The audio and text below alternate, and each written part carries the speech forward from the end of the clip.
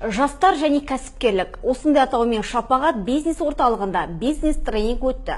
Шараның өтуіне жастар ресурстық орталығы мұрындық болды. Басқосуға Атамекен кәсіпкерлер палатасының мамандары және ерікті жастар қатысты. Мақсат жас өрендерге кәсіп ашудың сырын үйрету.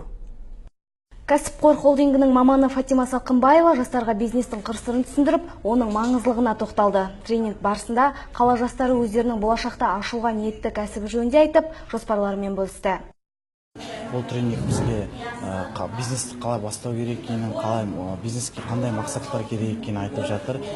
Және де осы біздің Жаңаөзен қаласында осындай тренингтер жиі болғанын қалаймыз. Себебі бізде осы бизнес бастағысы келетін жастардың саны күннен күнге өсуде.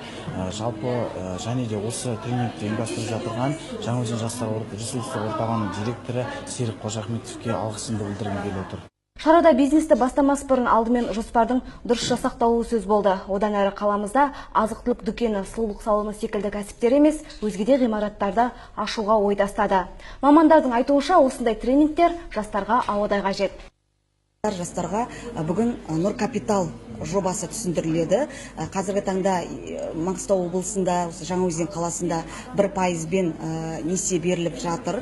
Сондықтан осы ең алдымен осы жобалардың, негізгі бизнес жобалардың сұранысқа ие болуын қамтамасыз ету болып табылады.